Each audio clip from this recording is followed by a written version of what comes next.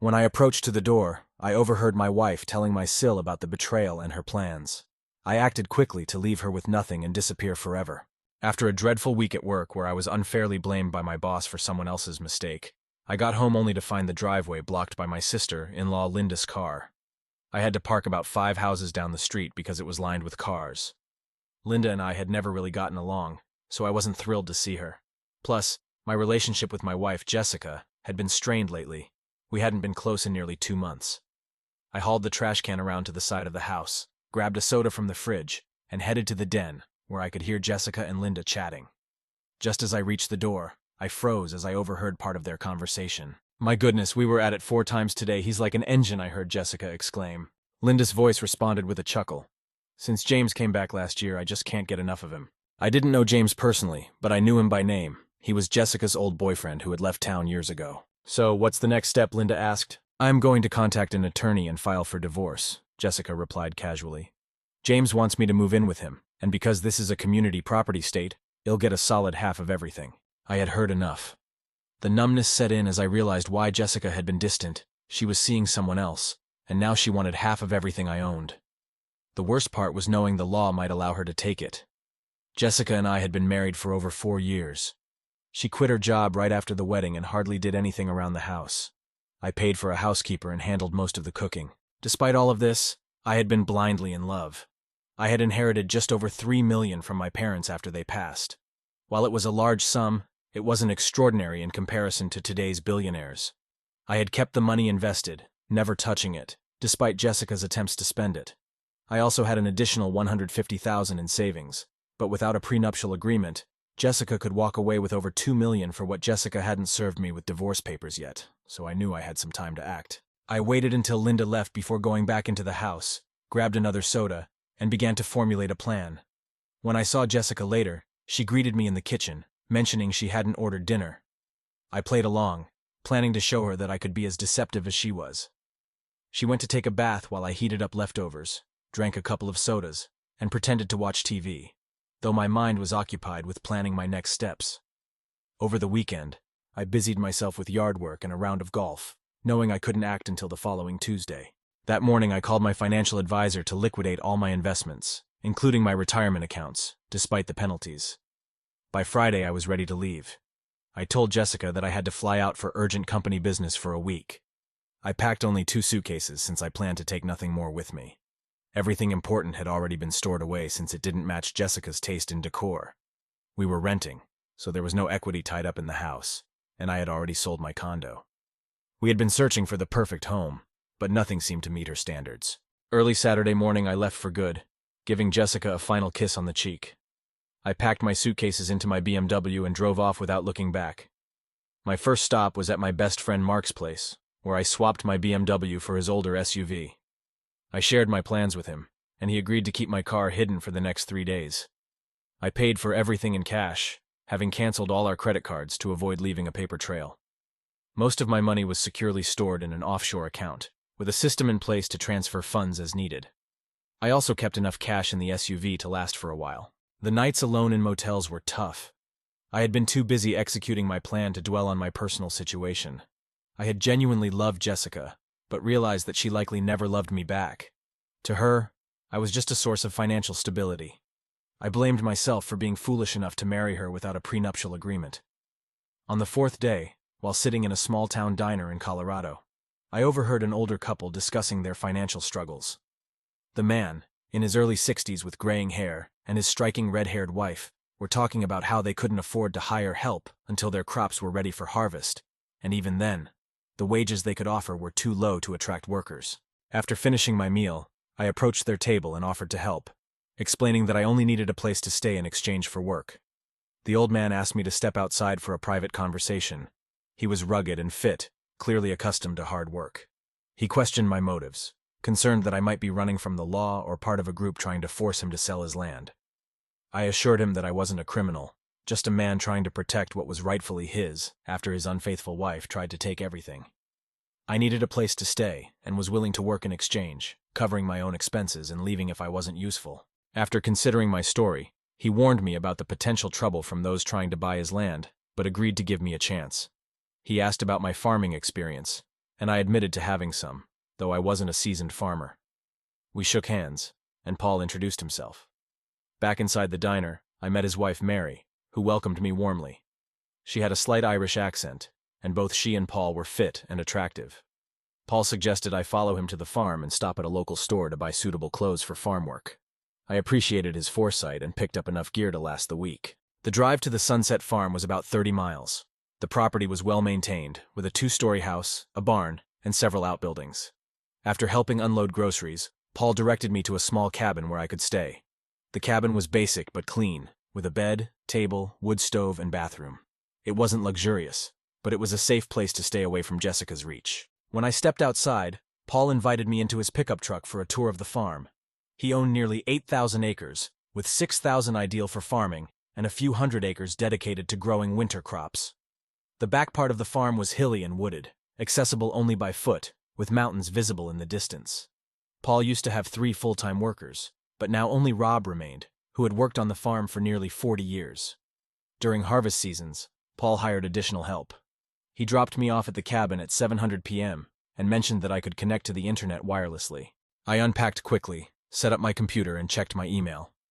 Mark informed me that Jessica had reported me missing to the police, who were investigating. Mark was the only person who knew I had left, and even he didn't know my destination at the time. I had sent my resignation to my old job without informing them in person. Just before 8:00, I headed to the main house where Paul welcomed me in. Mary was setting the table, and Paul introduced me to Rob, a strong man around Paul's age. We sat down for a hearty dinner of roast beef, mashed potatoes, green beans, and homemade bread. During the meal, Paul shared that the farm had been in his family for generations and spoke fondly of his daughter, Emma, who was finishing her medical degree and would soon return home. After dinner, I offered to help with the dishes, but Mary declined. Paul reminded me that breakfast was at 6:00 and work started at 7:00. Before leaving, I borrowed the front page of the Chicago Tribune from the counter and later had Rob take a photo of me holding it. I emailed the photo to Mark, asking him to forward it to the police, explaining that I had left on my own, hoping to avoid being listed as missing. That night, I slept soundly. The next morning I woke early, joined Rob for breakfast, and was assigned to replace fence posts in the hills. Rob guided me to the barn where I saddled a bay mare, and we loaded supplies onto 2 mules. Paul handed me a shotgun for emergencies, and we set off along the creek into the hills. As we rode, Rob and I got to know each other better. Rob talked about his own past, revealing that he had married right after high school and found his ex-wife with another man. In a fit of rage, he nearly killed the man, which led to him serving 10 years in prison. Upon his release, Paul was the only one who would offer him a job. The mountains were stunning in the morning light, with snow still on the peaks. After a half-hour ride, Rob showed me how to replace fence posts, and then left me to work alone. I found peace in the surroundings, and enjoyed a quiet lunch while watching wildlife. By 5:00, I had finished most of the posts and discovered a tranquil pond with a waterfall on my way back. Back at the barn, Rob was impressed by my progress. After a steak dinner, I went to bed, exhausted. The next morning, sore from the previous day's work, Paul suggested I join Rob for the rounds instead. Rob's deep knowledge of the land was impressive. We spotted 2 calves separated from their mothers and decided to return with horses. Paul had already saddled them, and we guided the calves back to their mothers. That night, we had a hearty dinner, and I felt more energized. I engaged in conversation and learned more about Mary. Her parents had moved to the U.S. from Ireland when she was 7. Her father had always been fascinated by stories of the American West, which explained her slight Irish accent. Even though she grew up in America, her speech still carried a hint of her parents' influence. The next morning, feeling better, I returned to replacing fence posts. Rob helped me load the mules, but I worked on my own, following the stream to my work area. With the experience gained, the work was less tiring, and I finished just before 5:00, leaving time to clean a few stalls before dinner. Over the next 3 months, I alternated between repairing buildings with Rob, setting up more fence posts, and checking on the cattle while riding the range. I was in the best shape of my life. We had a routine where Rob took Sundays off, Paul took Mondays off, and I had Wednesdays off for laundry and errands. I grew attached to everyone on the farm. Rob was easygoing and friendly. Paul was honest and hardworking. Mary was kind yet had a fiery side. They were a great couple. One Thursday, as breakfast approached, Mary shared that her daughter would be returning home in 2 weeks, exciting both her and Paul. Later that day, I rode through the wooded area to check for cattle and followed the stream downstream. I arrived at the pond below the waterfall, got off the horse, and cooled off by washing my face and neck with the cool stream water. A whinny from downstream caught my attention, and I turned to see a horse and rider approaching. Initially, I thought it was Mary, but quickly realized this was a younger woman who could only be Emma, with the same striking blue eyes and red hair as her mother. She rode up and stopped a few feet away as I stood to face her. Her gaze lingered on my bare chest, showing off the results of 3 months of hard work. "Who are you, and what are you doing here?" she demanded, her tone haughty. "I'm Brian, and I work here," I answered. "I don't believe that. My dad said he couldn't afford to hire anyone else," she replied. Although she was stunning, her unfriendly tone was starting to irritate me. "Yeah, I heard that too. Guess that's why I'm laughing all the way to the bank each payday." Emma shot me a scowl, turned her horse, and kicked it into a canter, disappearing from view. I chuckled, put my shirt back on, remounted my horse, and continued toward the barn. Later, I discovered that Emma's parents had misunderstood her arrival date.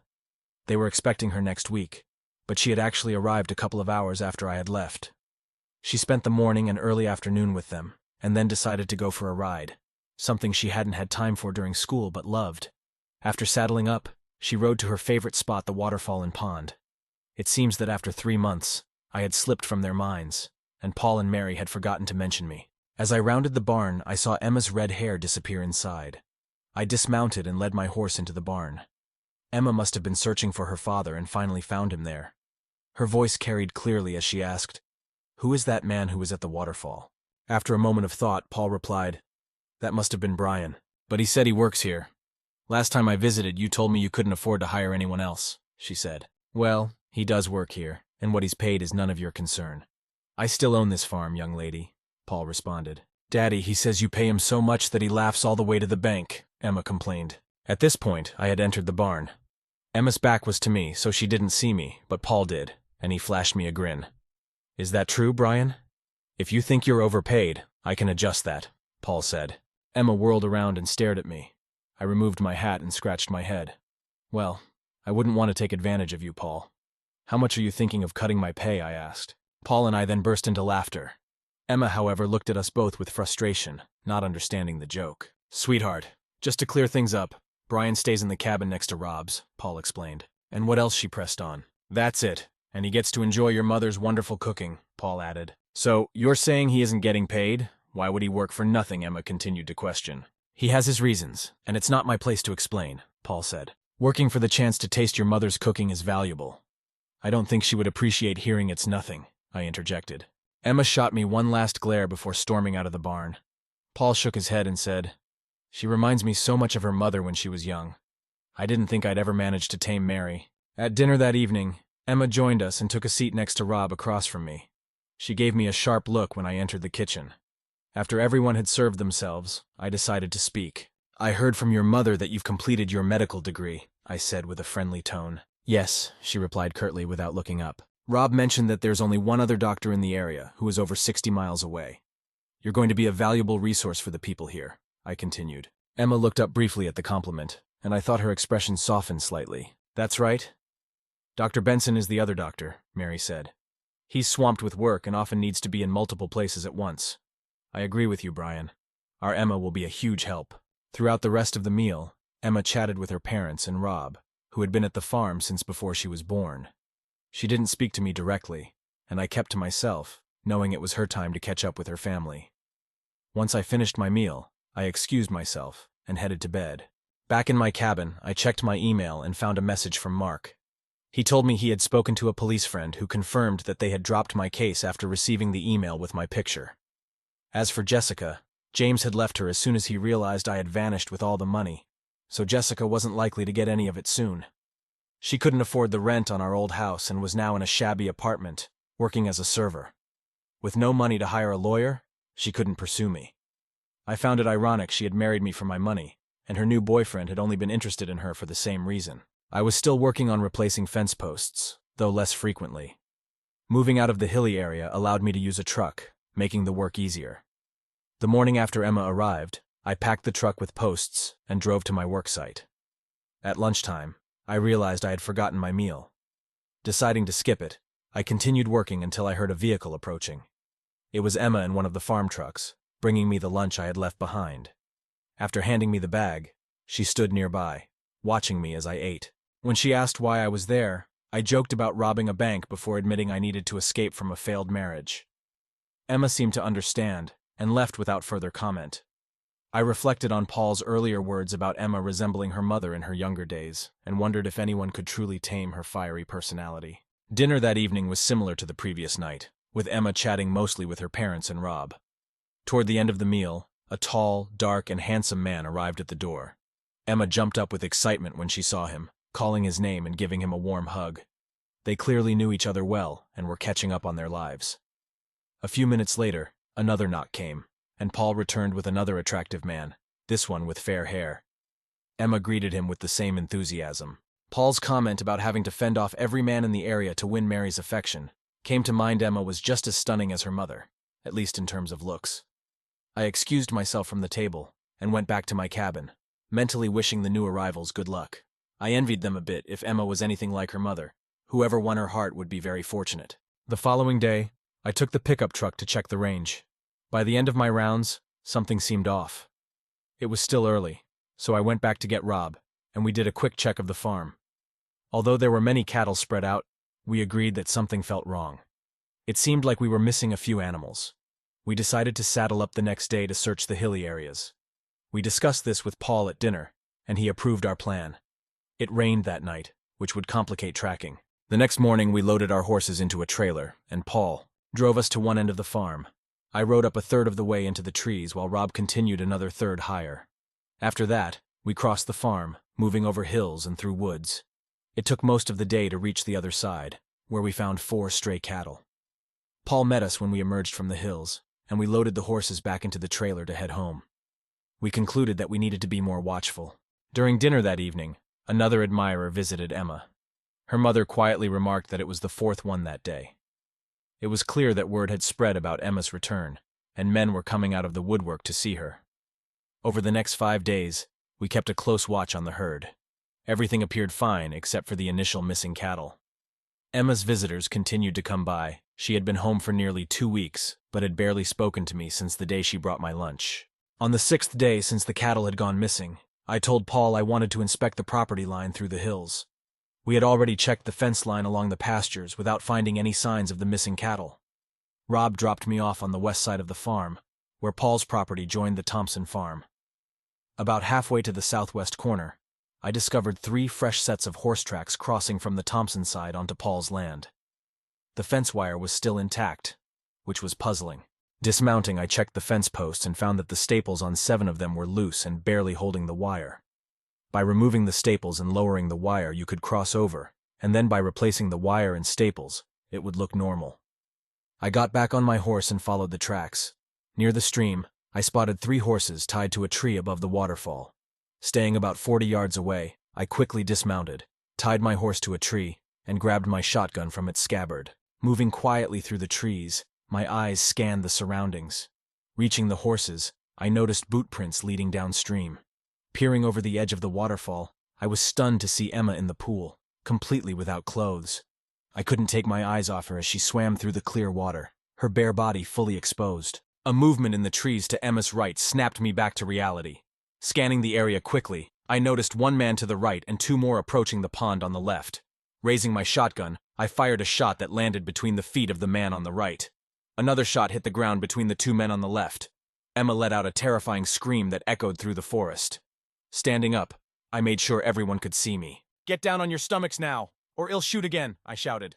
"Emma, stay where you are." Emma hadn't noticed the 3 men. All she saw was me standing above her with a shotgun. "Are you out of your mind, Brian?" she yelled, trying to cover herself with one arm while keeping her other hand over her private parts. One of the men on the left flinched as if he was about to run when I fired again.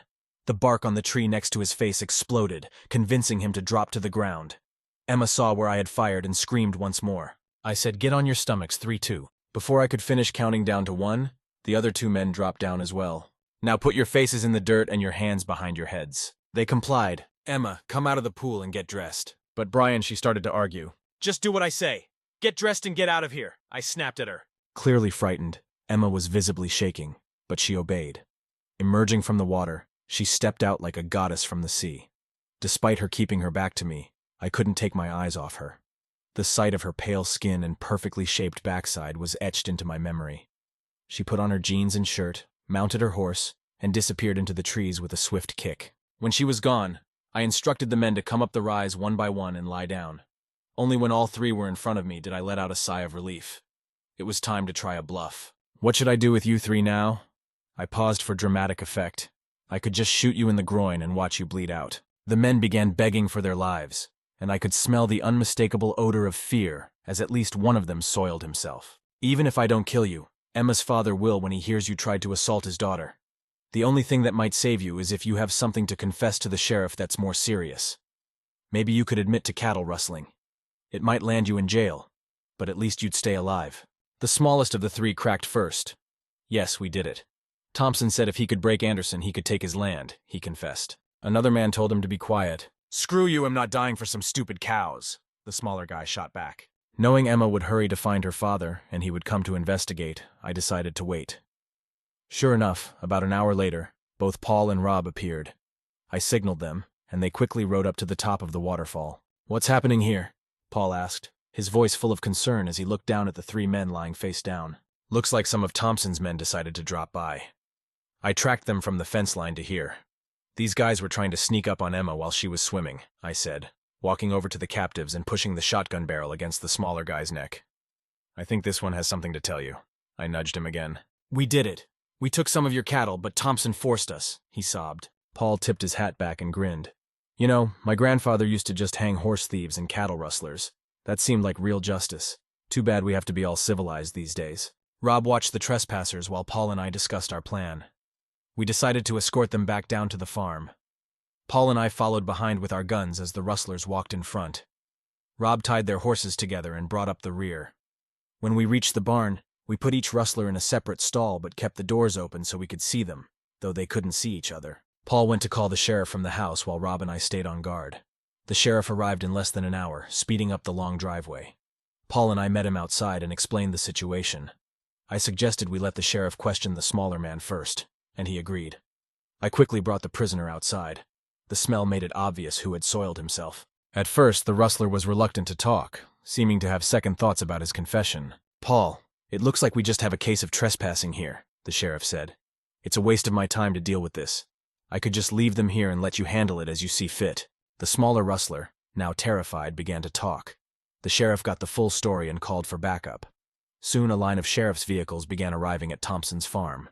The farm, which was about 20,000 acres, had been pinpointed thanks to the rustlers' information. They located nearly 150 stolen cattle branded with the Sunset Farms mark. By the end of the day, Thompson and his crew were behind bars. Due to all the commotion, it was after midnight before we finally sat down for dinner.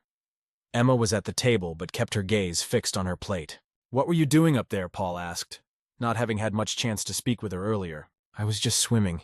I didn't think anyone would come and spy on me," Emma said, giving me an accusing look. "Emma," I started. "I wasn't spying on you. I followed the tracks of the horses to the stream, and think about it, what would have happened if I hadn't been there? Those guys weren't planning to have a nice chat with you when they saw you swimming without clothes." Emma's face turned bright red. "Thank goodness you arrived when you did, Brian," Mary said. I shudder to think what could have happened otherwise. The conversation quickly moved on as everyone ate their dinner. We had to wake up early the next morning. After leaving the kitchen, I was halfway to my cabin when Emma called out to me. I paused and waited for her to catch up. "So, did you enjoy the view today?" she asked, sounding irritated. It seemed she wasn't going to show any gratitude. "Let's just say I'd be lying if I said it wasn't breathtaking," I replied. Emma responded with a dismissive noise and turned sharply to head back toward the house. I stood there shaking my head, thinking there must be something about me that really annoyed her. The following day, Paul had to go to town to file formal charges against Thompson.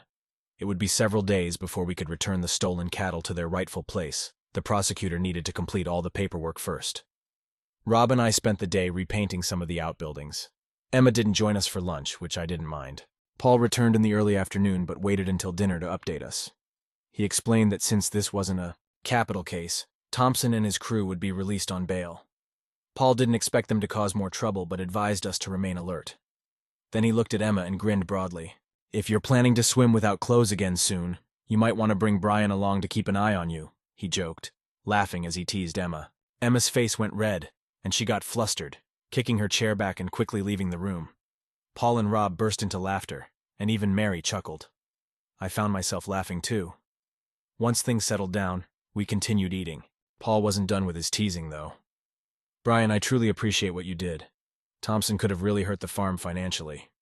You're absolutely worth every cent I pay you, Paul said. We all had a good laugh at that. 4 days later, Paul got the news that he could retrieve his cattle. We loaded 3 horses into a trailer and drove to the main gate of Thompson's property, marked as the Diamond Tea Farm. A sheriff's escort took us to where the stolen cattle had been held.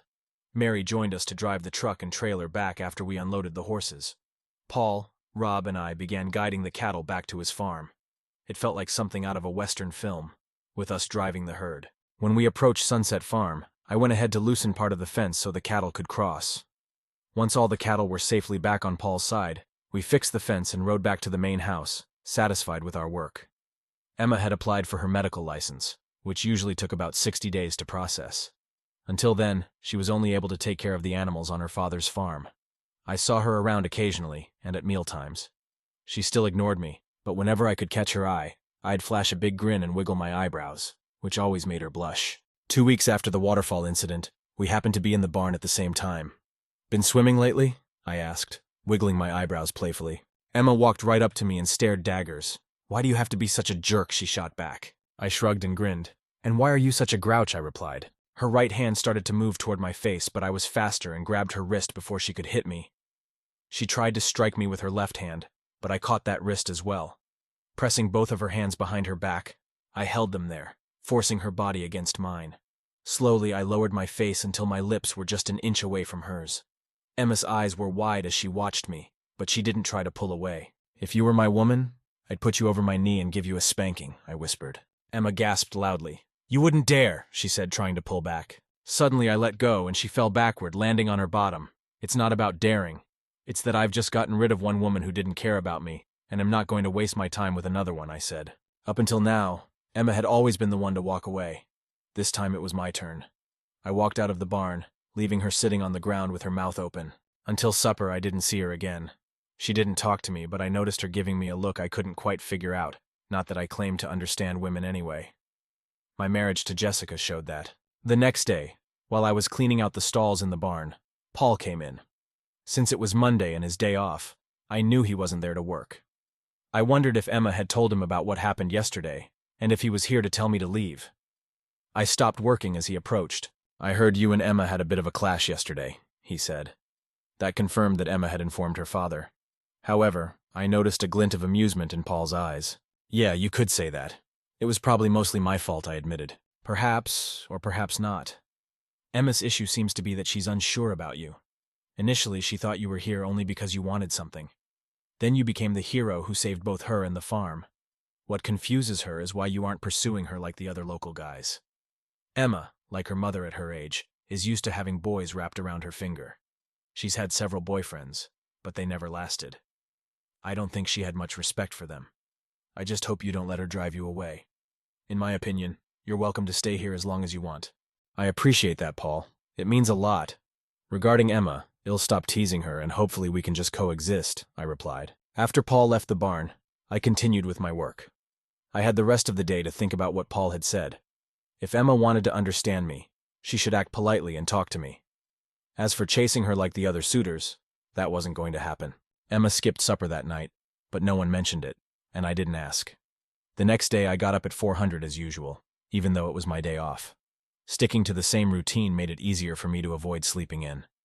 After breakfast, I went to fetch my laundry after Rob and Paul had left for work. Paul had bought a large commercial washer and dryer, allowing me to do all my clothes in one load. The laundry room was next to the kitchen, so I would sit at the table and drink coffee while my clothes washed. Mary and I were chatting at the table when Emma walked in. She usually ate breakfast at a different time. Do you have any plans for today? Mary asked. I was actually thinking of heading into town. Do you need me to pick up anything for you? I offered. Well, if you don't mind, there are a couple of things I need, she replied. Not at all, I said. Could I come with you into town? Emma asked. I looked up, surprised. I was planning to go to the general store for a few things, and it seems like a waste of gas for us both to drive, she explained, as if she needed to justify her request. Absolutely. I'd be glad to give you a ride, I said, still a bit surprised. After how things went yesterday, I didn't expect her to talk to me, let alone want to join me for a trip. It'll be ready to leave in about an hour and a half, once my laundry is finished and put away. Great, it'll be ready, Emma replied. She finished preparing something to eat and joined us at the table but stayed silent while Mary and I chatted. Emma must have been keeping an eye out for me, because she appeared at the back door the moment I stepped outside my cabin. She looked stunning in a turquoise sundress that matched her red hair. The dress's straps left her arms and shoulders bare, and her skin was flawless. Unlike many redheads, neither Emma nor her mother had freckles. She moved gracefully toward me, her blue eyes locked on mine, clearly making sure I noticed her. I opened the passenger door for her and watched as she slid inside. As we started driving, Emma spent the first part of the trip quietly observing the countryside. Then she suddenly said, "I thought you were going to kiss me yesterday." I glanced at her, but since she seemed to be looking out the window, I couldn't see her face. Well, that might not have been unpleasant. I have a rule against imposing unwanted affection on someone who isn't receptive. I noticed her head whip around and could tell she was staring at me. Emma remained quiet, but I saw her glance at me several times. We arrived at the general store, went inside, and I picked up a couple of new pairs of jeans and shirts. Emma had a list of items her mother needed, and an hour later, we had everything packed and ready to go. I needed to make one last stop at the hardware store to grab a few things for Paul, but it was lunchtime, and I was hungry. I suggested we stop and grab a bite to eat, and Emma agreed. We pulled into the same diner where I had first met Paul and Mary. We chose a table across from each other and ordered our meals. The silence between us made me think that maybe I should have gone to the hardware store first, and then returned to the farm. At that moment, the door swung open, and 3 men walked in. I recognized 2 of them as guys who had been pursuing Emma. They headed straight for our table, with 2 of them taking seats on either side of Emma, while the third stood behind me. They completely ignored me and began talking to Emma. I stood up and told the man standing to take a seat as I moved to the next table. I caught Emma's annoyed look when the waitress brought our food. I asked her to place my meal in front of me. I ate quickly, trying to ignore the conversation at Emma's table. After tossing some cash on the table to cover our meals, I got up. Emma had barely touched her food. "I'm heading to the hardware store now. I can swing back by here later to see if you're ready to go," I said, interrupting their conversation. Emma pushed her plate aside and stood up. "No, he'll come with you. It was nice seeing you guys again, but we have to go," she said. The guys at the table tried to protest, with one even offering to drive her home. She declined and followed me out to my SUV. I went to the hardware store and got out of the vehicle. Emma stayed in the car, looking frustrated. She remained upset during the drive back to the farm, and as we turned onto the long driveway, she finally spoke. "Why did you do that?" she asked. "What do you mean?" I responded, unsure of what she was talking about. "Why did you move to the other table?" "Oh, that. I figured you'd prefer to spend time with your friends. Plus, I didn't want to be caught up in their competition for your attention." "You really are a jerk," she said sharply. I decided to stay quiet. I didn't want to deal with her slaps while driving. When I parked in front of the main house, Emma quickly grabbed as many bags as she could. I took the rest and followed her into the house. She dumped the bags on the kitchen table and walked out of the room without saying a word to her mother. Mary looked at me puzzled. Shrugging, I said, "I guess I'm a jerk." Mary laughed softly and placed a hand on my arm. "I've never seen anyone affect Emma like you do," she said quietly. "Maybe it's just my talent for annoying her," I answered. "I'm not so sure about that," she replied, leaving me puzzled. After that, I returned to my cabin and put away my new clothes. Wanting some fresh air, I went to the barn, saddled a horse, and rode out to the top of the waterfall. The weather was pleasant, so I tied the horse to a tree and sat by the edge, looking down at the clear pool. I'd been sitting there for at least half an hour when Emma appeared below me on horseback. She dismounted, and to avoid being accused of spying if she decided to swim again, I picked up a stone and threw it into the water, making a splash. Emma looked around to see where the noise came from and noticed me. Instead of leaving, she rode up to where I was sitting, tied her horse next to mine, and walked toward me. I stepped back from the edge, just in case she intended to push me off. "You're such a jerk," she said, stopping just inches away from me. "You're still a jerk," I said. Not waiting for her to slap me, I wrapped my arms around her waist and kissed her. Just as suddenly as I had pulled her close, I tried to move toward my horse. However, she grabbed my arm and spun me around. To my surprise, she reached behind my neck and pulled me into another kiss. Our tongues quickly intertwined, and we both breathed heavily as we finally separated. Emma looked at me with dazed eyes. "Jerk," she said. "Jerk," I responded. We found ourselves kissing passionately once more. Trying not to overwhelm her, I rolled to the side and pulled her into my arms as we both struggled to catch our breath. Sweat covered our bodies as our breathing slowed, and we continued to hold each other. Do you really think I'm a jerk? She asked softly. I laughed. You definitely have your moments. I'm sorry, she said gently. I looked at her fiery red hair and wondered if I had managed to change her. Thoughts of Paul and Mary and their love crossed my mind, and I briefly imagined a life like that with Emma. Emma suggested a swim, and we headed to the pool. Still without clothes, we embraced and made love slowly and intimately. Afterward, we dressed in silence, rode back, and stabled the horses. Emma kissed me once more before heading to the main house, leaving me in a daze as I returned to my cabin for a hot shower, realizing my feelings for her were deeper than I had admitted. At dinner, Emma, unusually cheerful, sat next to me, surprising her parents but raising no questions. Later, she joined me in my cabin, where we made love again before falling asleep in each other's arms. The next morning, I quietly left the cabin after giving Emma a gentle kiss. At breakfast, Paul and Mary gave me knowing looks, hinting they might have known where Emma spent the night. I spent the day setting fence posts, reflecting on how much had changed in just 6 months since I left my wife. I realized how much Paul, Mary, Rob, and especially Emma meant to me, wondering if I had found the kind of love her parents shared. At lunchtime, I forgot my meal again, but Emma showed up with it, running over and kissing me deeply. Mama said you forgot your lunch, she said with a laugh. Forgetting lunch was the least of my concerns. I pulled her back for another passionate kiss. Although I didn't manage to set as many fence posts that day, I definitely made up for it with Emma. We took some time to talk, during which I shared details about my past and how my ex-wife had mistreated me. Emma expressed her worries that I might leave her. You'll only leave if you tell me to, I assured her. Emma eventually went back home, and I finished up my workday. After showering and changing, I headed to the kitchen, where Emma was already seated next to me. Midway through our meal, there was a knock on the front door. Paul answered it, and came back with the same guy who had previously asked Emma out. Emma stayed in her seat and looked at him.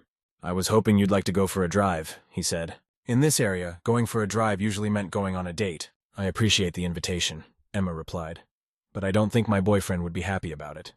She leaned over and kissed me on the cheek. The guy, looking embarrassed, mumbled something and left. It was clear to everyone that Emma and I were now an official couple. She made it known that she was no longer available, and no more local men came by. Emma needed a loan to buy equipment for her medical practice, but the bank only offered a secured loan using the farm's collateral, which she was hesitant to ask her father for. I set up an account with my offshore bank under a fake loan company name, approved her loan application, and transferred the funds to her account. Emma was thrilled, thinking it was from a nonprofit organization. With her license approved, Emma bought a van and set it up as a mobile clinic. Local farmers and ranchers soon began calling her for services. Emma often stayed with me in my cabin, and Paul and Mary didn't mind. The trial for Thompson and his crew took 5 months, with the small-time accomplice getting probation. The 5 other workers received 7-year prison sentences, and Thompson, the ringleader, got 12 years and a $75,000 fine. After Thompson was sent to prison, I started looking into him and his farm. He was single with no local family, and with his workers imprisoned, no one was left to manage the farm. I came up with a new plan, but before I could act on it, I needed to finalize some old business first. I had to get a divorce, and I was determined not to let Jessica take half of my money. I reached out to my friend Mark for help with this. Instead of emailing, I called him and asked him to speak to Jessica on my behalf. Mark was to tell her that I wanted to offer her a settlement of $60,000 in exchange for a divorce. If she refused the offer, she would never hear from me again and would get nothing. Initially, Jessica tried to act innocent, questioning why I left and why I wouldn't come back. That changed when Mark revealed that I knew about her affair with James and her plans to divorce me. Realizing she was out of options, Jessica accepted the settlement. Since she was still struggling to make ends meet as a server, returning to Virginia was necessary for me to hire a lawyer and get the divorce papers prepared. Emma wasn't happy when I told her about my trip. I assured her that closing this chapter was essential for me, and promised I'd come back. Although I intended to drive to the airport and leave my car in long-term parking, Emma insisted on driving me and wanted to be there when I returned. Leaving behind my SUV and most of my belongings, taking only a suitcase seemed to comfort her a bit. I departed on Sunday, and Mark picked me up from the airport upon arrival. I stayed with him, his wife, and their 3 kids. I made sure to call Emma every night. By Friday, I had completed all the necessary paperwork. Mark took Jessica to see my lawyer, who explained that she would receive $20,000 now, and the remaining $40,000 in 90 days after the divorce was finalized. My lawyer showed Jessica the check he would hold until the judge's decision. She signed the papers and received the initial $20,000. I never had to meet Jessica in person. Then I considered the items I had in storage, including keepsakes and heirlooms from my parents, as well as yearbooks and other sentimental belongings. Deciding that I didn't want to make another trip for them, I rented a moving van and packed it up. Emma nearly panicked when I told her I wasn't flying back. I had to reassure her, and once I explained that I was bringing back everything that mattered to me, she became excited about my return. Covering the 2,000 miles took me 4 days of intense driving. By Thursday evening, I arrived at Sunset Farm. Everyone gave me a warm and enthusiastic welcome. That night, Emma kept up the celebrations until early morning, and we finally fell asleep, both exhausted. With my plan nearly complete, I needed to visit the prison where Thompson was held. My goal was to convince him to sell me his farm. Initially, he refused, but I persisted in presenting my case. He would be locked up for at least 8 years, even with good behavior, before being eligible for parole. Without anyone to manage his farm, it would likely fall into disrepair. His cattle might die from neglect during the winter, and after his conviction, he would likely be shunned by the local farming community. Realizing his situation, Thompson agreed to my offer. At least this way, he would have something to start with when he got out. Finding the necessary financing was the next step. I transferred my money back into the country, confident that Jessica wouldn't risk her $60,000 by acting recklessly. I negotiated a purchase price of $7 million with Thompson, which was below its actual value, making it easier to secure financing. I made a $750,000 down payment and financed the remaining amount, taking 2 months to finalize everything. Keeping my activities a secret was challenging, but I told Emma and Paul that I had personal matters related to my assets to handle. These tasks only took a day or two each week. I set up a corporation and registered the land under the business name. With summer ending and fall approaching, I hired someone to harvest the crops on the property and brought in 5 workers to live on the farm and manage it temporarily. The most skilled worker was appointed as the temporary foreman. I informed him that for a while, I would be an absentee owner, though I'd be nearby. He could always reach me by phone, and I planned to visit the farm regularly. The last part of my plan was to have the main house renovated. Although it was a 2-story, 6-bedroom home, it needed updating. Despite Emma's growing frustration with my secrecy about my activities, our relationship continued to thrive. My feelings for her deepened daily, and I sensed that she felt the same way about me. Her medical practice was prospering, though it required her to travel frequently, which she didn't mind. There was a moment when I almost revealed everything to her. After returning from checking on the renovation, she confronted me. "What's going on, Brian? Are you seeing someone else?" she demanded. "Absolutely not. I promise there's no one else. I have some things to handle, but I'll explain everything soon. I love you, Emma, and I'm asking you to trust me." "Trust in our love," I reassured her. As she searched my face for honesty, her expression softened. "Okay, Brian, I trust you. But you better tell me what's happening soon, or I'll kick your ass," she warned. I pulled her close and kissed her passionately. Winter had arrived, and the main house renovation was finished just in time for the harvest. It was now time to execute the final part of my plan.